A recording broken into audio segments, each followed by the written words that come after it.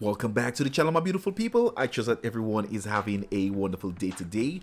Guys, thank you for the love. Thank you for the support. My name is Dwight, and it's a great pleasure to have you here. So guys, if you're new to the channel, I welcome you. If you're returning, welcome back. So my beautiful people, on today's agenda, we're going to be staying in Canada today, guys. Yes, we're going to be in Canada. So we're going to be diving into the history of Canada, explained in 10 minutes. So yes, guys, the history, and I can't tell you much about Canada. The most I could tell you is they're the nicest people in the world. Yes, the nicest. Oh yes. And the if I could recall, guys, Canada has a rich and complex history. And let's begin with the indigenous people that inhabited the land for thousands of years before Europeans contacted. Now, so I guess we're going to be diving into a brief overview of Canada's key history in this video. All right, so for you guys who knows more about this than I do, please feel free to leave your suggestions. Engage with the audience, because you know that's what we're all about on the channel. And don't forget to like, subscribe, and share with your friends and your family. So without any further ado, let's dive right in.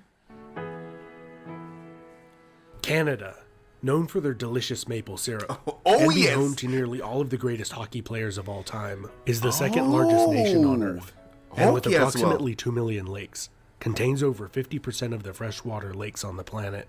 For many thousands of years, this region was populated with many indigenous tribes of hardy people, capable of overcoming the severe and lengthy winters, thriving and developing unique cultures. Nice. The first non-native people to settle in Canada, and the New World in general that we know of for sure, were the Vikings. They built Oh. a settlement in Newfoundland Interesting. around 1000 AD. It is unclear for exactly how long this settlement was occupied for, or if there was more, but ultimately it was either abandoned, pillaged, or its inhabitants succumbed to disease, or assimilated into the local population. But theories abound. Nearly 500 years later, in 1497, the Italian explorer Giovanni Capoto was the first European to explore North America's coast, claiming it for the English crown.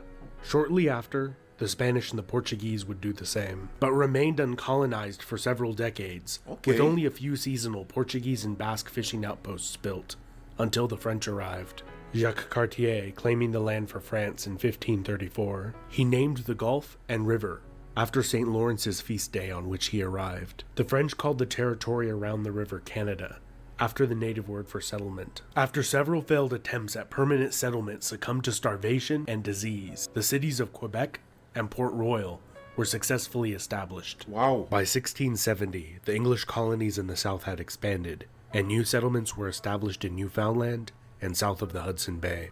The fur trade, particularly in beaver pelts, became extremely lucrative, as it became the favored material for hat makers and luxury winter clothing in northern Europe. This greatly encouraged further northern settlement by both English and French fur trappers seeking to make a fortune. The French and the English did not peacefully coexist, with the French temporarily taking much of the territory around the Hudson Bay during the lengthy period known as the Beaver Wars. Not only the Europeans became wealthy and influential from the trade in beaver pelts. The Iroquois Confederation of 6 powerful tribes, armed with European firearms, initially allied with Dutch merchants, and then the English, to aggressively attack the French and most other Indian tribes in the region to obtain more furs. Many of these tribes banded together with the French to halt Iroquois expansion. Peace was negotiated after 72 years of fighting, and many, mostly Indian lives lost. And little territorial change. The region of New France was comprised of several colonies. Canada and Louisiana were the largest, along with the smaller Plaisance and Acadia, which the British Empire obtained from the French in the Treaty of Utrecht in 1713 in a complicated agreement concerning the War of Spanish Succession. France also recognized the legitimacy of the Hudson Bay Company's claim over Rupert's Land. Interestingly, the Hudson Bay Company is still in existence today, primarily as owners of a retail store chain bearing their name. Despite their larger territory, the French increasingly became outnumbered by the rapidly growing British colonies surrounding them, by a margin of 10-1 by the time the next major conflict between the two occurred. During the 7 Years' War, or the French and Indian War, as it has become known in much of North America, French-speaking Acadians were deported far from the Canadian borderlands. some of whom formed the basis of much of the Cajun population of modern-day Louisiana and New Orleans. Both English and French empires sent thousands of regular infantry to North America during the war, supported by local militias and Indian tribes. The greatly outnumbered French relied heavily on Indian allies and fought the British to a standstill early in the war, until the British successfully besieged the cities of Quebec and Montreal. Despite the French later defeating the British in a pitched battle, they failed to retake their capital city. In the treaty that ended the war soon after, France ceded Canada to Britain, while giving Louisiana territory to her ally, Spain. It is important to note at this time much of North America's non-coastal areas were still largely unpopulated, with many of the native tribes heavily depleted through warfare and invasive diseases from which they had little immunity. With a population of approximately 3 million, the American colonies waged a successful rebellion against the British Crown a little over a decade later. The Americans attempted and failed to take Quebec, which remained loyal to Great Britain. After the war, many British loyalists moved north into Canada. During the following War of 1812, both British and American armies launched several failed invasions of each other's territory, ending in military stalemate, and the status quo was maintained.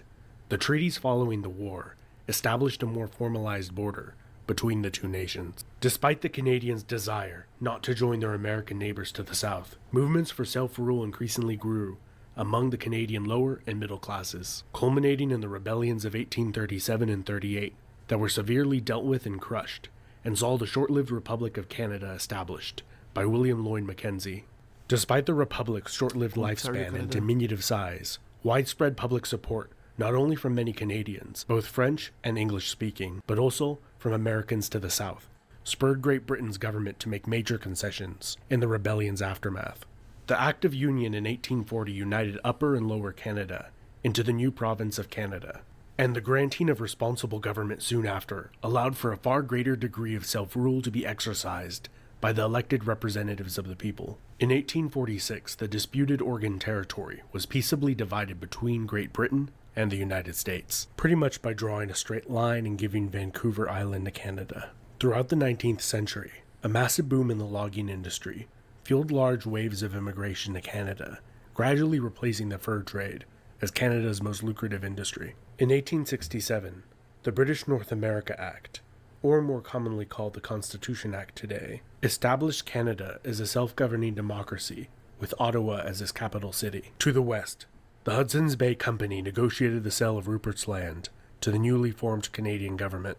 The Métis people, of mixed European, primarily French, and Indian ancestry, were the largest population of the Winnipeg area of what is now Manitoba. Fearing the land they had held for generations would be seized by newcomers from the east, they rose in rebellion, creating a provisional government. And after a tense stand... Alright, just 1 second. Just 1 second. The Red River Rebellion, 1869 to 1870. Wow. And you guys looking at Canada and what Canada is right now, you know, I would never expect to be hearing Canada had so much ongoing wars, you know. Wow. Oh, all right, guys. Let's gonna bring this back and let's continue watching. East, they rose in rebellion, creating a provisional government. And after a tense standoff, an eventual occupation by federal troops, many of their demands were met, respecting their rights. The leader of the rebellion, Louis Riel, would lead another larger but less successful rebellion 15 years later that ended with his trial and execution. Louis Riel became a martyr, or villain to many Canadians, his death increasing the tensions between Indian Métis, English, and French groups in society. Because of the key role the partially completed Transcontinental Railway played in the suppression of the rebellion, political support for completing it soared among English-speaking Canadians, and the railroad was completed in only 4 years from when it had begun. The 1890s saw the Klondike Gold Rush, in which over 100,000 prospectors set out to the remote Yukon region in hopes of striking it rich. Some did, but most didn't. After several decades of stagnant population growth, largely due to emigration to the United States, Canada's population sharply increased due to a good economy and high foreign immigration throughout the early 20th century. During the First World War, Canada, still a dominion of the United Kingdom, sent 620,000 troops to fight in Europe. 67,000 would die, while another 173,000 would be wounded. The staggering casualty rate grieved and shocked the nation. The war had a strong impact on Canadian nationalism and the desire to self-govern its own international affairs, which they obtained when the British Parliament passed the Statute of Westminster in 1931, which acknowledged Canada's co-equal status with the United Kingdom. Between the World Wars, Canada was hit particularly hard during the Great Depression of the early 1930s, with unemployment rates reaching 25%, and many men living in unemployment relief camps. During the Second World War, over 1.1 million Canadians served in that brutal conflict that left nearly 100,000 of them dead or wounded. In 1949, Newfoundland became the last Canadian province to incorporate. In 1965, Canada adopted its current flag. Here's a selection of some of the other national flags that were proposed. Let me know in the comments of which one do you think looks best. In 1982, the Canada Act passed the Parliament. I don't think we need to do that, because the flag that they have right now, or the first one to my the bottom one to my left, these two are the nice ones here. I don't like to see this. No. All right, let's continue watching.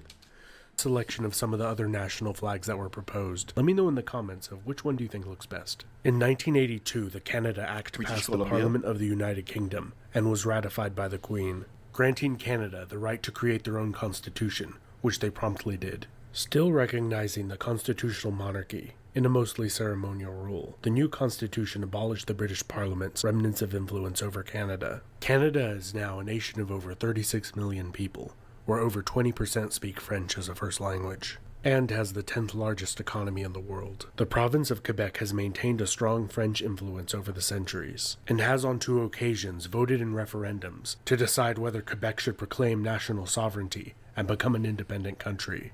In 1995, it very nearly did not pass, with secession still being an issue till this day. This has been Epimetheus. Let me know what you think down in the comments. What Canadian province is your favorite to visit or live in? Don't forget to like, subscribe, and hit the bell icon to get notifications every time I make a new video. And big thanks to my supporters over on Patreon. They help me keep making content like this. Thank you so much for watching till the end of the video. Alright, guys, I'm going to keep this right here. You know, that was very interesting video. You know, I just that documentary, and for sure I'm definitely gonna go down deeper into that. Now, in recent decades, Canada has developed, guys, into a multicultural and economically advanced nation. You know, now issues such as the indigenous rights, Quebec, I would say Quebec sovereign, and the relations with the US have shaped its contemporary political landscape. Now, Canada is known for its social welfare policies, multicultural and global peacekeeping efforts, guys. Now, you know that that just makes it marked by its diversity and gradual progression from a colonial outpost. Now, for real, man, Canada is multicultural, because the amount of people who fought for Canada, guys, that is fascinating, man. Wow, that is fascinating. Oh my god, guys, I'm so glad that I dived into that video today. If you guys enjoyed, don't forget to like, subscribe, share for friends and your families. Guys, I'm going to leave the original link down in my description so you guys can go and take a look. Feel free to leave your suggestions, engage with the audience, because you know that's what we're all about on the channel. And don't forget to like, subscribe, and share for friends and your families, guys.